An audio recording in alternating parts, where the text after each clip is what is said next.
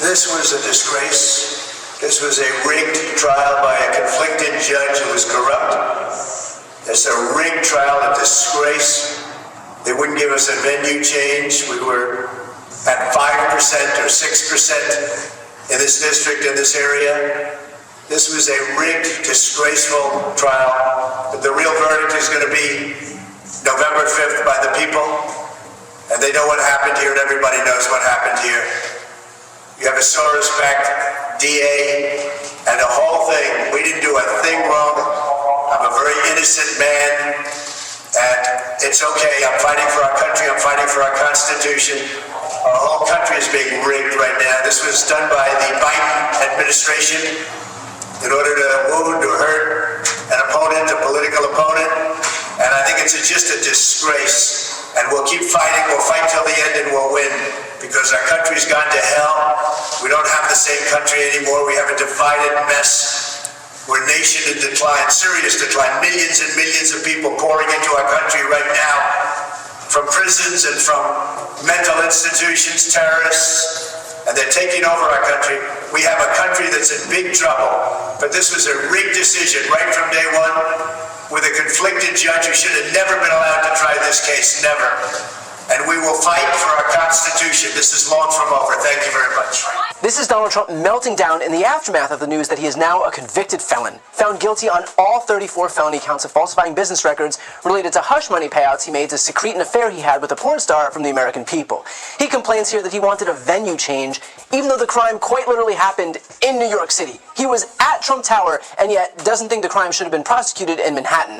Let me guess, he'd have preferred Oklahoma, right? And of course he goes on to blame Joe Biden. But no matter how many times he insists that Joe Biden is responsible for this prosecution, not only isn't it Biden's prosecution, but Biden's DOJ actually passed on it. The Department of Justice actually could have prosecuted this case, but opted not to. So no, Joe Biden is not prosecuting Donald Trump. Donald Trump is being prosecuted because he, Donald Trump, made the conscious decision to falsify business records, which he knew was a crime, and therefore why he made Michael Cohen do his dirty work for him, by the way, because he wanted to hide an affair that he had from the American people before the election. Which part of that was Joe Biden's fault? Was it Biden's fault that Trump cheated on his wife? Was it Biden's fault that Trump paid her off? Was it Biden's fault that he cooked his books? Was it Biden's fault that he went and repaid Michael Cohen enough to compensate even for his taxes of that payment, to make him whole through a scheme that was literally recorded on stationery? Seriously, if Joe Biden was involved, he should be prosecuted too. But considering he wasn't, maybe we just focus on the people who actually committed the crime. Trump then goes on his usual rant against Judge Merchan, who himself has been the image of objectivity throughout the entirety of this process.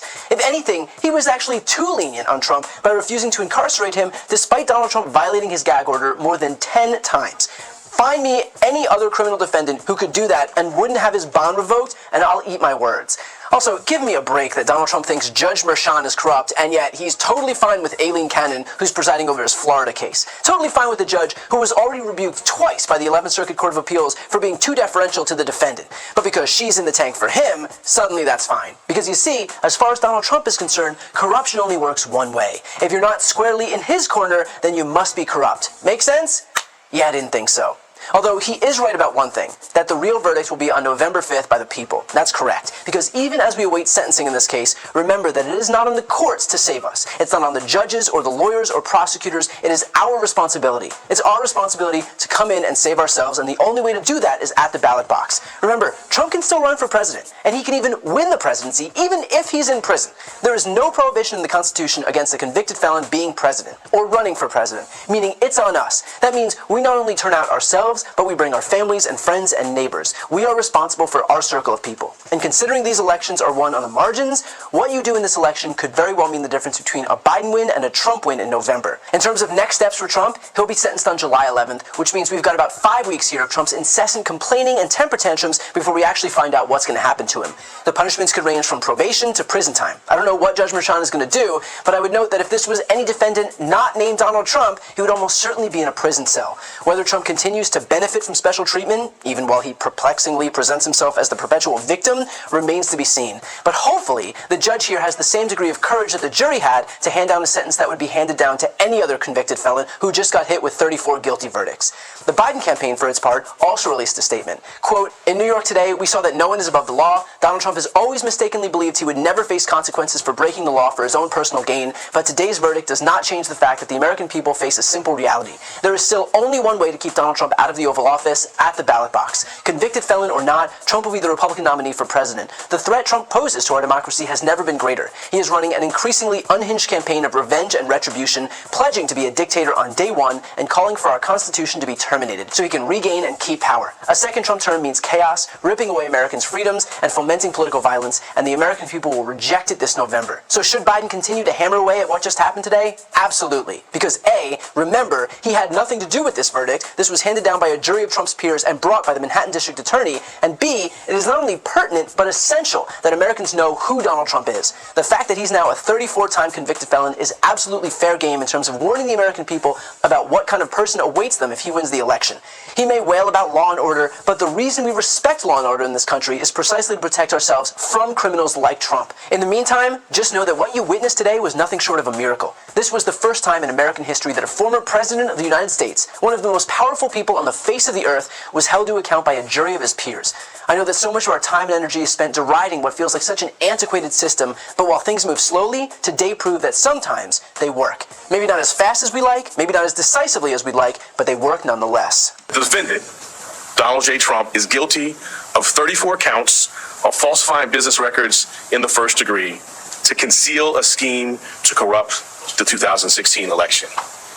And while this defendant may be unlike any other in American history, we arrived at this trial and ultimately today at this verdict in the same manner as every other case that comes through the courtroom doors, by following the facts and the law and doing so without fear or favor. I've got a really exciting announcement. I've written a book. It's called Shameless. This book explores how Republicans have exploited their historical branding while attacking our democracy, how the media has proven itself a willful participant, and how Democrats can learn from this to rebalance the political scales and save our democracy.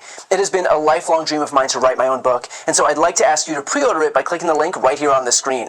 And if you buy within this pre-order period, your book is going to come with a signed nameplate. As you know, I've never had a single sponsor on my channel. I don't ask for money or anything like that, but if you're looking for a way to support me, this is hands down the best way to do it. So again, follow the link right here on the screen, and thank you from the bottom of my heart for pre-ordering Shameless. And as always, make sure to subscribe to see more of my content.